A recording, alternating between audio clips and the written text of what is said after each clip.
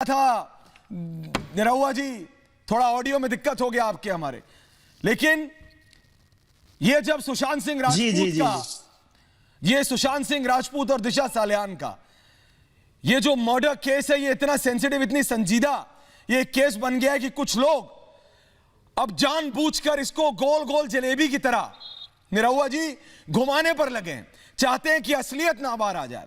कोई कह रहा है कि वो छोटे शहर से आया, कोई कहता है कि भाई उसके ऊपर दिमागी प्रेशर बहुत था, कोई कहता है उसके पैसे खत्म हो गए, कोई कहता है उसके पास काम ही नहीं है।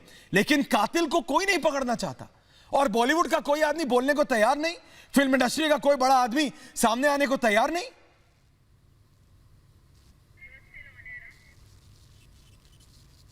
सबसे चिंता का विषय यही है कि जहां पूरा देश जानना चाहता है जी, हम लोग आज कहीं भी जाते हैं तो चाहे वो कोई बच्चा हो, चाहे कोई यंग हो, कोई भी व्यक्ति अगर मिलता है तो आज सबके मन में एक ही सवाल है कि सुशांत सिंह राजपूत के केस में क्या हुआ, क्या हो रहा है।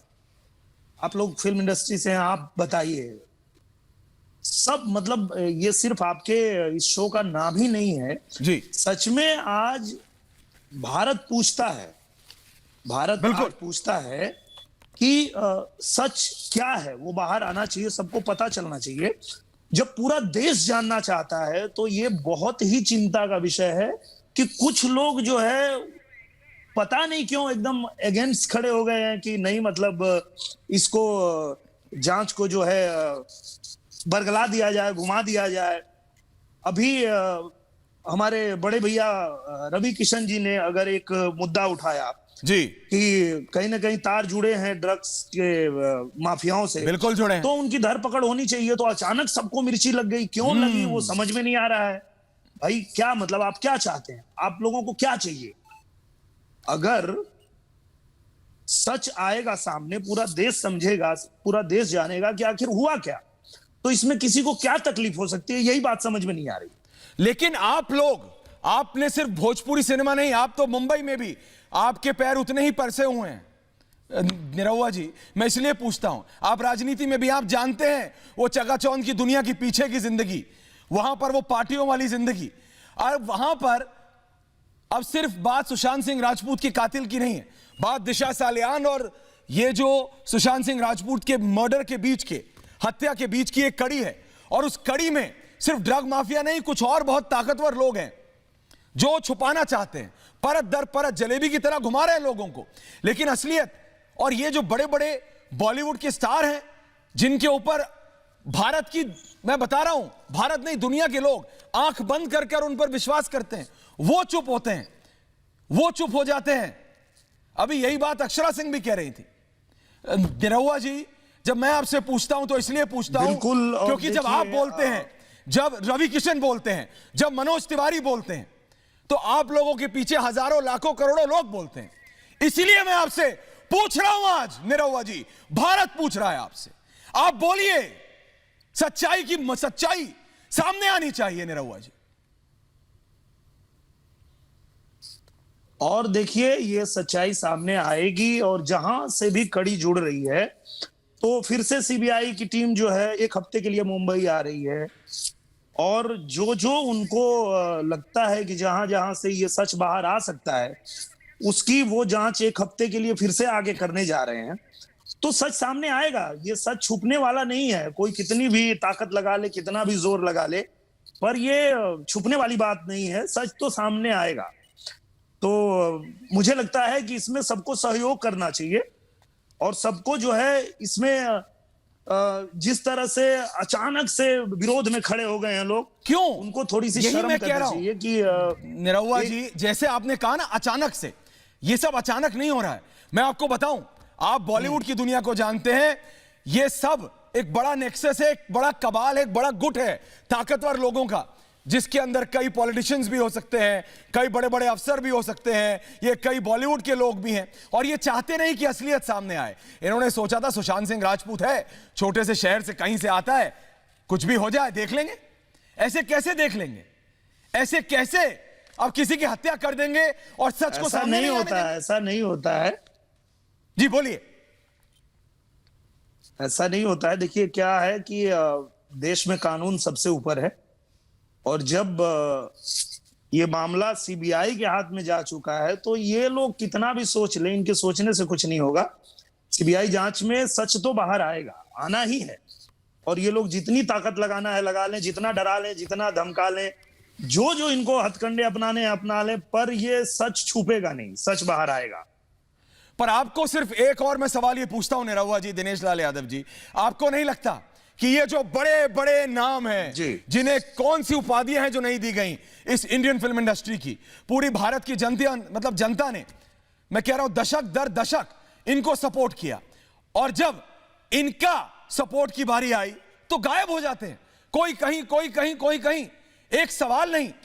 आप देखेंगे किसी भी बात पे हजारों ट्वीट, हजारों बातें, हजारों वीडियो आ जाते हैं, लेकिन जब एक अपने ही साथी एक्टर की हत्या होती है और जब उसकी सच्चाई सामने लाने की बात आती है तो फिंगर ऑन द लिप्स।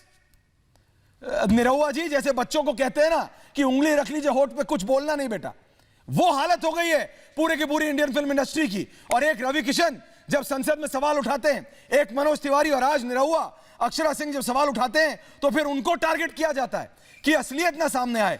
ये फिल्म इंडस्ट्री को हो क्या रहा है हमारी?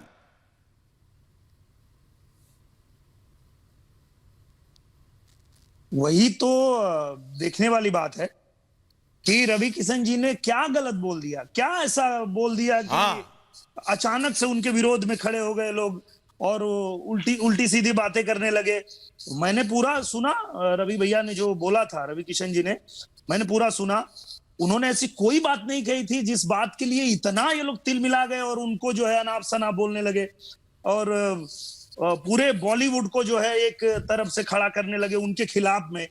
ऐसा तो कुछ उन्होंने बोला नहीं था। उन्होंने तो यही कहा था कि ये जो हमारी आने वाली पीढ़ी है, उस पीढ़ी को अगर चाहिए कि हम एक साफ सुथरा माहौल दें, तो ये जो आज चल रहा है, जो यहाँ पे पड़ोसी जो हमारे दुश्मन मुल्क हैं, वहां से जो ड्रग्स की तस्करी हो रही है यहाँ पे आकर के और उनको लत लगा करके बर्बाद किया जा रहा है, तो इनकी धरपकड़ हो, इनको सजा मिले। यही तो कहा था उन्होंने। क्या गलत बोल दिया था?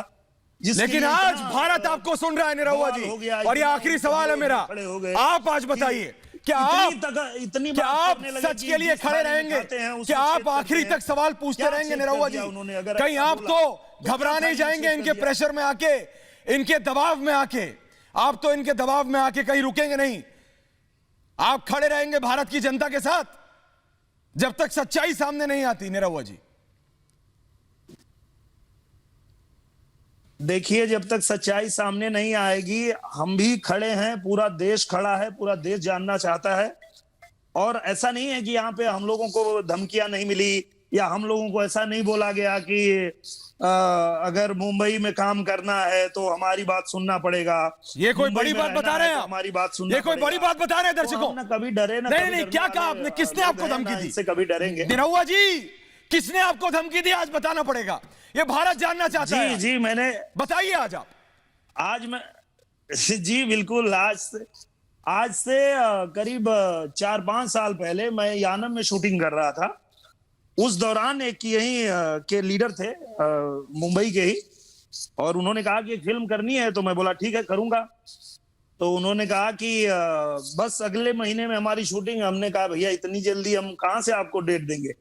तो बोले बेटा मुंबई में रहना है तो डेट तो देना पड़ेगा। क्या बात कर रहे हैं? हम बोले बेटा हम मुंबई में रहेंगे भी और तुमको डेट भी नहीं देंगे, देखते हैं तुमको जो करना है वो कर लो।